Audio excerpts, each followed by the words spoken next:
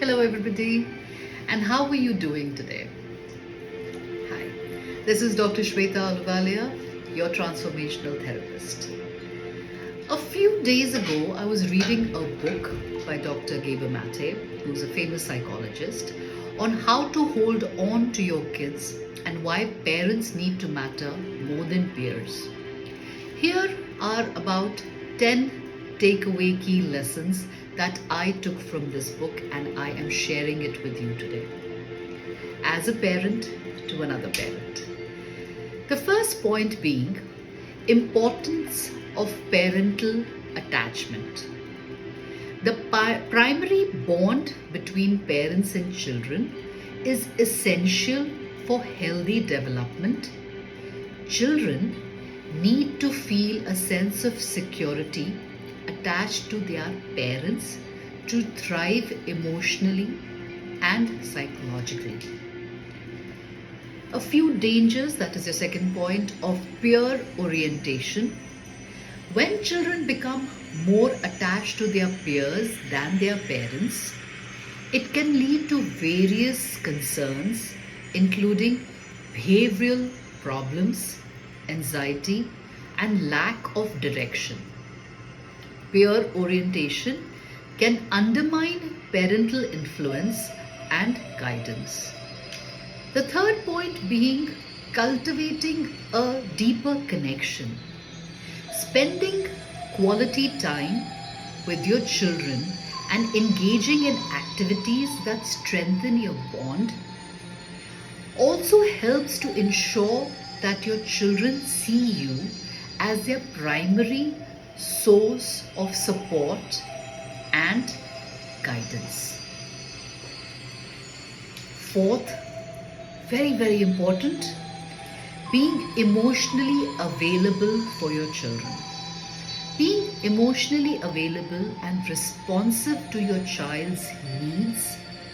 You need to show empathy, you need to listen actively and validate their feelings to build a strong emotional connection.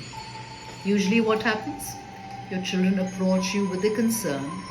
You're either with a nice cup of coffee or perhaps on the phone scrolling down endlessly on the Instagram or the Facebook or some YouTube channel or something that is you feel is primarily more important than your child. The child comes to you, shares a concern, and all you do is and get back to what you were originally doing. Would you like it if someone else did this to you when you are raising a concern to them? No, right? Your children are impressionable at all ages. Validate their emotions and be emotionally available to them. The fifth point, keeping all the 4 points in mind, is setting clear boundaries. Establish clear and consistent boundaries to provide a sense of security and structure for yourself and your children. Children need to understand the limits and expectations with a loving and a supportive environment. Sixth point being a modeling behavior. Be a role model for your children. Demonstrate the values, behaviors, attitudes you want them to adopt. Children learn by observing their parents. This point comes with a catch, what I call the catch 22. Now, whenever we are modeling a behavior, we want to be perfect parents, quote unquote perfect, meaning parents, we cannot make mistakes.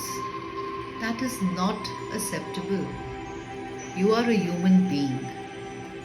You should have that kind of a transparent relationship with your child where you are also having the ability to show your vulnerable self to the child so that the child realizes and feels comfortable if there is a failure in their life. if they have gone through emotional upsets or up and downs in their moods, if they've had a bad relationship. Children don't always want to see you as perfect parents. They want to see you as normal human beings. They want to relate to what is happening on the daily basis, not some pedestal where you can put your parents at. So have that kind of an emotional bond with the parents, with your children, and develop it in a normal, with a normal human, as a normal human being. Not standing on top of a pedestal and telling, yes, you're right, you've done this good, you've done this bad. Be a regular person with your child and with your parents. Model yourself without any caps on your face. 7th point, encouraging open communication. Foster open and honest communication with your children. Create an environment where they feel safe and secure to share their thoughts, fears, concerns without having a fear of judgment. Now imagine when you were a child and if you were raising a concern to your parent and all your parent was sit on a high horse and tell you and look at you as a way, iska to kuch nahi ho sakta wala types. Don't do that to your children. Please create an environment where there is open communication, where your child feels secure enough to come up and tell you, Mom, I don't think this is applicable to me, or I think if I can do this for this situation, maybe I'll get a different reaction or a different response. Have this channel open up between you and your child. The 8th point is limiting peer dependence. Encourage activities that strengthen family bonds and reduce excessive dependence on peer relationships. Family meals, outings, some traditionals that you're setting up can help you reinforce family connections. Let me give you an example of this. A lot of our Indian families, we have this traditional Diwali festivals that we follow, that we've learned from our parents. Some rituals, some pujas, something which we do, which has been going on and on in our families from eons of years. Why not bring your children into this thing and ask them, what is that one new thing you would like to start on Diwali this year? We're in the beginning of the year. You could definitely go ahead, create your own traditions that you would want to celebrate with your children. And definitely you will feel that they are bonded with you more, they want to spend time with you more because they feel heard, they feel accepted, they feel validated. Their opinions matter, their opinions are validated. The 9th point being addressing peer pressure. Teach your children how to handle peer pressure and make independent decisions. Empower them with the confidence to stand by their values and beliefs, which you as a parent could have created or they could have learnt it seeing you be in the family, right? The 10th and the most important point is, like I've always said, prioritizing emotional health. We all parents talk about being physically fit and physically healthy. Of course, that is absolutely required and a must for everybody. How about we focus on our children's emotional health by providing a nurturing and supportive environment, addressing any signs of emotional distress, and seeking professional help if necessary.